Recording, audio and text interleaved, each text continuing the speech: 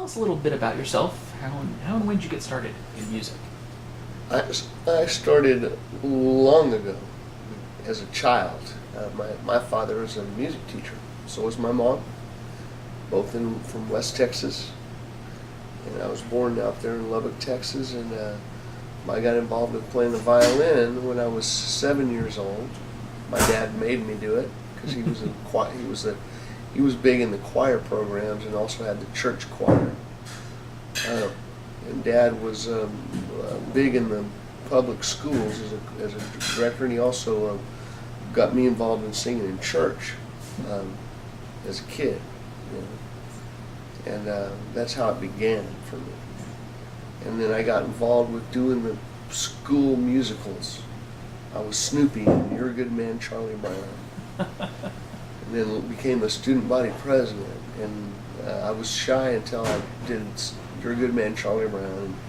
And then I got involved with playing in the local, the Albuquerque, and we moved to Albuquerque. And I got involved with playing in the local bar bands and did a production of Jesus Christ Superstar in the Albuquerque Civic Clyde Opera, where I got to play JC. I got to do the Jesus role, and that sort of pumped my rock and roll thing along as a kid in my 20s, early 20s, and moved to California, and have pursued being an actor, comedian, entertainer, musician that I am. And one of my big roles right now is at Disneyland, playing a character called Billy Hill, of Billy Hill and the Hillbillies. We're legendary, especially at Disneyland. And I play fiddle and guitar. I'm the lead singer and do most of the speaking, the front man of that band. And I've done Elvis. I do Elvis impersonations. Ladies and gentlemen, it's showtime, showtime, showtime. Tonight, the self-proclaimed best Elvis impersonator of Fullerton, Brea, and Buena Park. A tribute to the king of rock and roll, Elvis.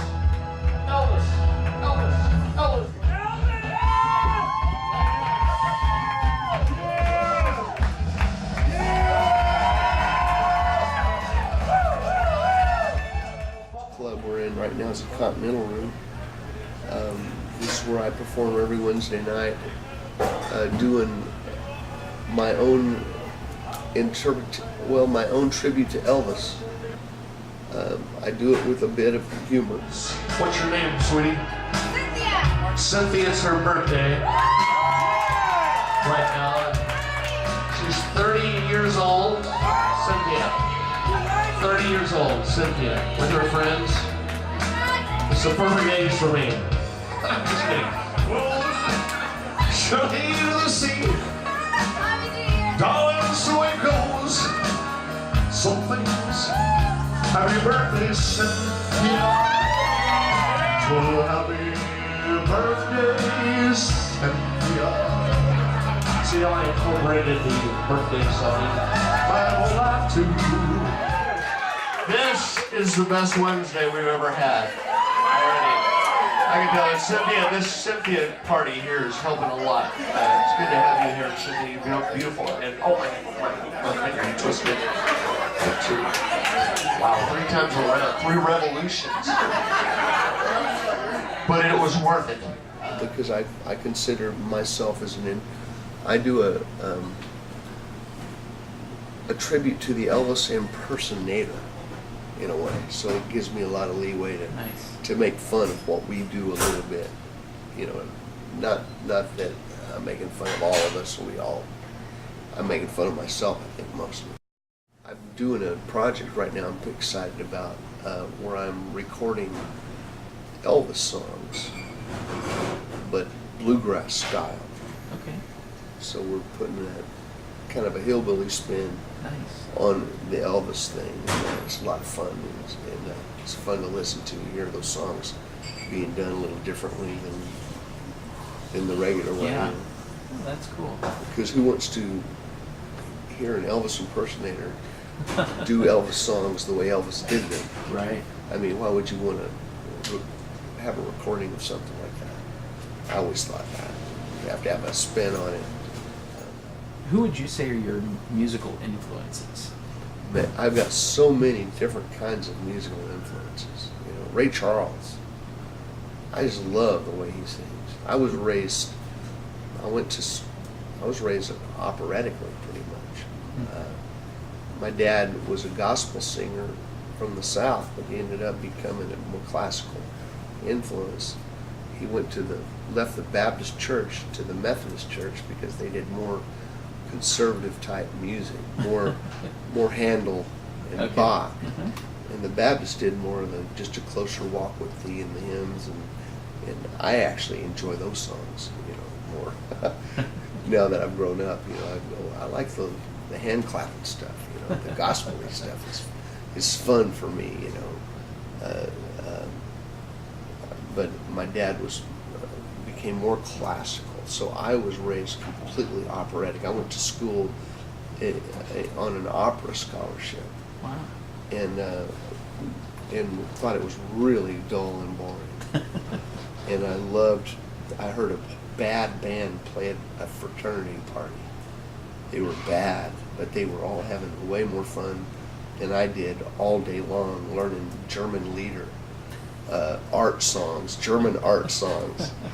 And I'm thinking, oh man, this would be more fun to do than, I hope I don't end up spending the rest of my life doing that kind of music. And sure enough, I didn't, but I did end up in bluegrass music mostly. I play mostly bluegrass at this point in my life, and I have in the last 20 years, which I didn't expect, and I'm really glad I did.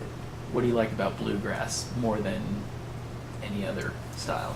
I like the freedom that you have, especially if you're playing not that I'm a great enough musician to have that much freedom, but you do have more freedoms and flexibilities, especially the lead players. When they take a lead, the good ones play it differently every time you hear them go down with the lead, and you can phrase things a little bit differently. You don't have to, there's more improvisation, and that's what's really. Do you find that you can use your operatic and your classical background in bluegrass? Not so much as I can in some of the Elvis songs.